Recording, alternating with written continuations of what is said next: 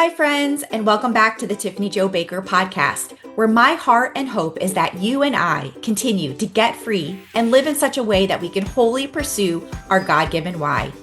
Each bite sized episode will uplift your soul and success through soul care, simple steps, and strategies straight from heaven for your heart hurts, your hellholes, and your healing, enabling you to accomplish all the things God has called and created you to do step by step and season by season.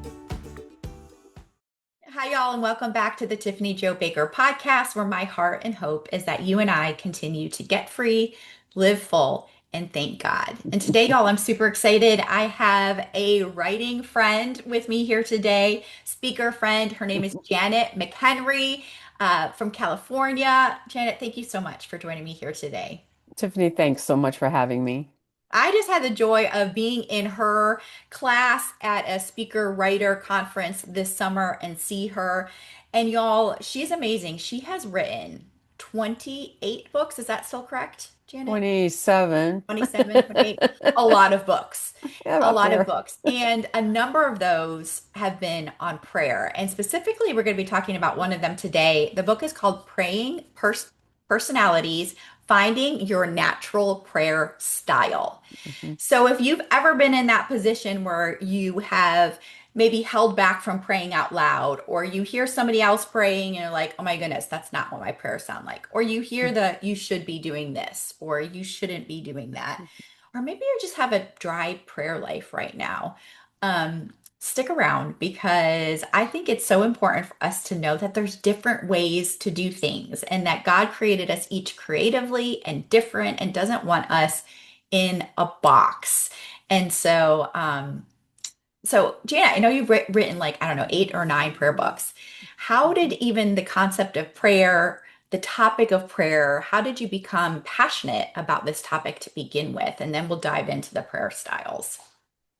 Well, it actually started about 27 years ago when I was falling apart physically. Walked down my back door one day and found myself in a crumpled heap because my knee had given way. Hmm. So I'm sitting there on the concrete and thinking, I need to do something about this.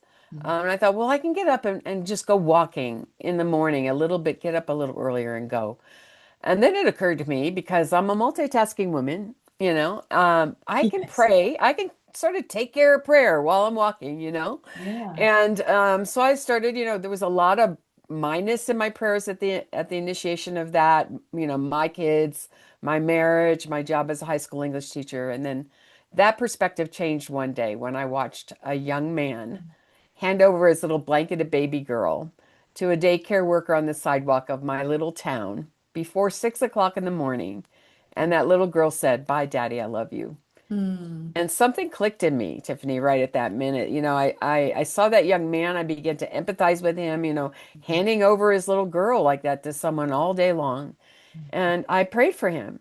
And then it occurred to me, oh, God has me out in the streets of my community, less for the minus of my prayers, but more for the needs of others.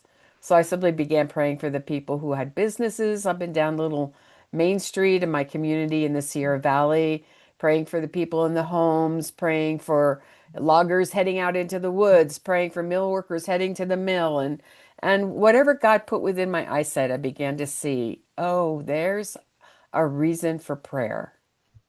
Wow, so many things. So even I love what you said, like, so whatever God put in my eyesight that you would pray for, like that is such a nugget. Like sometimes we're just like, what should we pray for? And it's like, God, give me Yeah, the eyes to see. And right. you saw that man and his baby and the situation as a mother. You saw the fullness of the situation, and was like, there's more to this, and I can do more. I love that. I love how God leads us into one thing for a reason, but then there's so many other reasons attached to it. Right. He backdoors us, I think sometimes. He kind of like is like, surprise, it's not all that you think it's about. It's so much bigger. It's And so it much was, it bigger. really was, because that drew my fascination with the whole concept of prayer that, oh God, show me in your word how people prayed. Show me the Mhm. prayers, show me the teachings on prayer. So I began combing God's word also for anything about prayer and learning from that way too. I love that. So can you tell us just you talk about in your book the different prayer styles of people in the Bible. Can you give a couple examples of what that is? Oh, sure. Yeah, like we see that people's personalities come out in the way that they pray. For example, I think someone like Moses was more cerebral in terms of how he approached prayer. If you look at Exodus 4 and 5, he argued with God for two Hmm. full chapters, you know? Oh, yeah. I mean, who does that? But Job also was that thinking kind of person. He simply wanted to know why his suffering. He wanted to know the whys. And then when God spoke to him, and then he reasoned through that, it's like, oh, okay, I accept that. Or we see someone maybe more emotionally charged, like a David or a Hannah, who are crying out in lament in their prayers. And at one moment they're crying out, and the next minute they're praising God. Hmm. That kind of swinging back and forth sort of personality who's more kind of spontaneous and emotional in orientation. But then we also see sort of discipline types like Daniel, who prayed for, 3 times a day, he fasted and he prayed, and that takes a lot of discipline to put into practice in one's life. Hmm. So I think, as we look at those biblical people, and that is about a third of the book, that examination, we can say, oh, God, you created me uniquely too. And so you don't expect me to pray like someone else.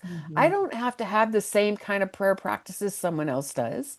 I don't have to write out all my prayers in a journal. I don't have to have a prayer closet and close it and go there for an hour every day. Hmm.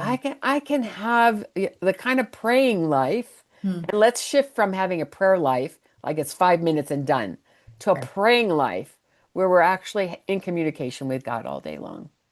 That is so amazing. Like even in as you were describing the biblical people, how relatable does that make prayer in our everyday life? Like I could see myself in times where like, oh, I've been cerebral. Like, and sometimes I'm there and I've been emotional and sometimes I'm there.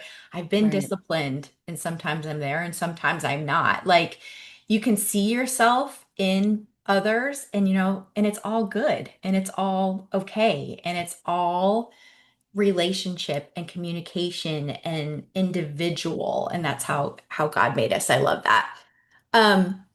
So a couple of prayer styles. So you're digging in, you're figuring out all these things about prayers and seeing it in the Bible, how it's shown up in different ways. Can you give us a couple of the prayer personalities that you could pull out? And then I'd love to know which one you are.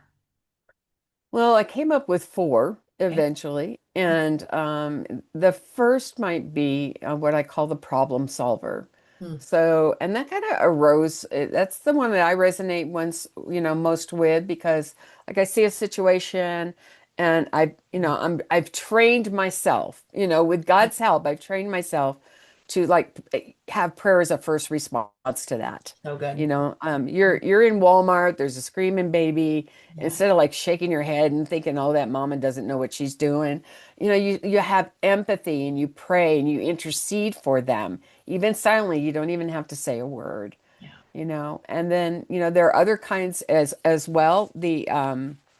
A friend of God is someone who perhaps is a little more social in orientation. And I think of my daughter right away. She has 6 kids.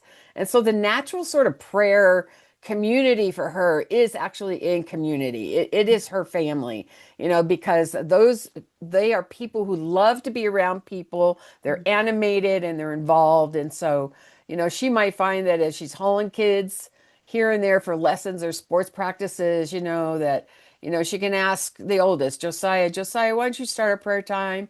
And then call on somebody. It could be as spontaneous as that. And that's all good, right? Yeah.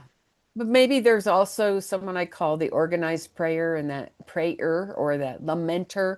That's someone who kind of is, more emotional in orientation, but also has disciplined practices. Maybe they're artistic, creative. They have that kind of personality. And so maybe they want to journal all their prayers or have a prayer notebook that's all organized and beautiful. It's Mm. probably beautiful too, Beautiful. right? Absolutely. Yep. Absolutely.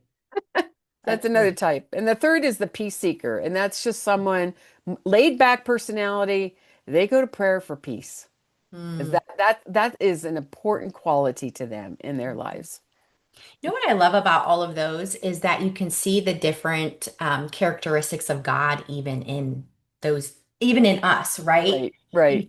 You see the peace, you see the friend, you see the more even like more justice, judge oriented. Because I know sometimes when I go to God in prayer, and I read this in a book, sometimes I go to God in prayer as God as Father Hmm. for certain things. And then sometimes I go to God in prayer as God as friend. And then there's other times I Hmm. go to God as judge, the Yeah. just and righteous judge.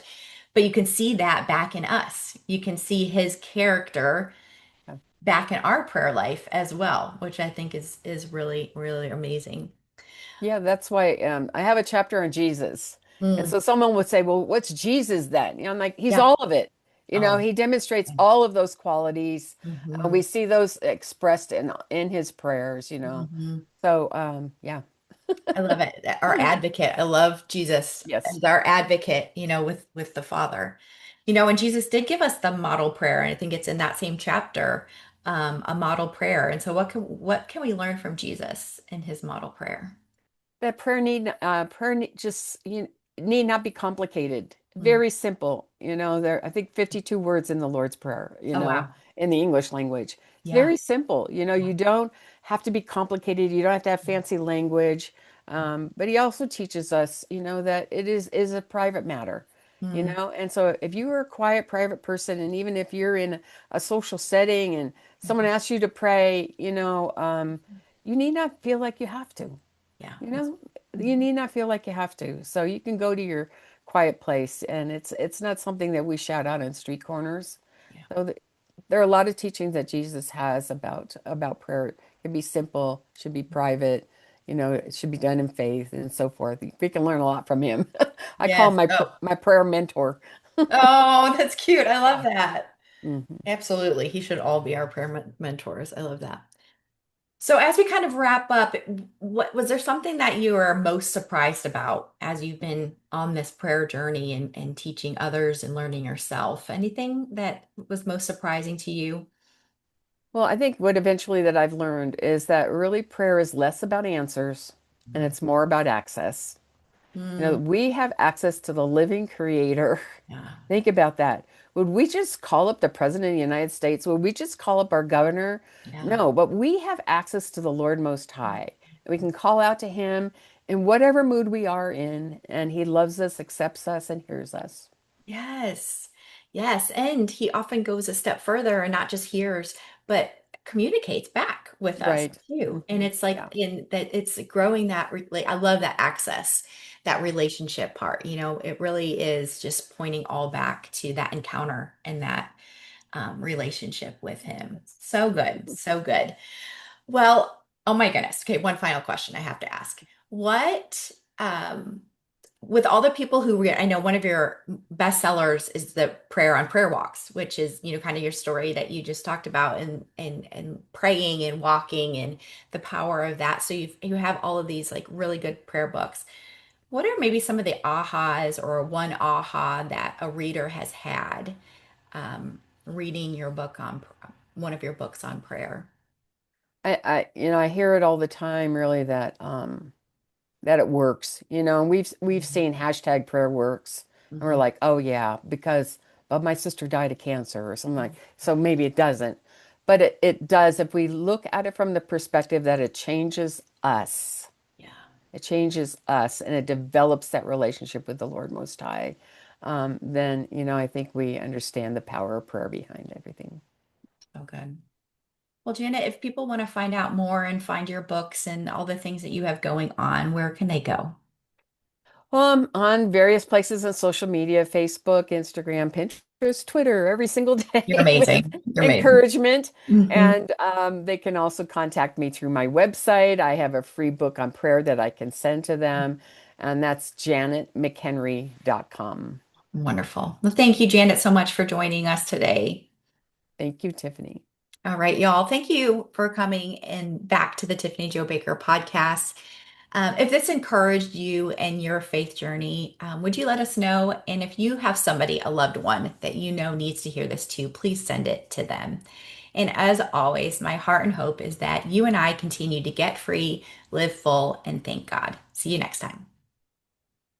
Well, friends, thank you for joining us today on the Tiffany Jo Baker podcast, where we continue to get free, live full, and thank God. If you enjoyed our time together and are taking away a nugget that has inspired your soul and success, would you share this episode with a loved one who could use it too? And if you haven't already, take a moment to rate and review this podcast and help me help others fuel and fulfill their faith journeys. Now go do all the things God has called and created you to do with the grace and gifts God has given you.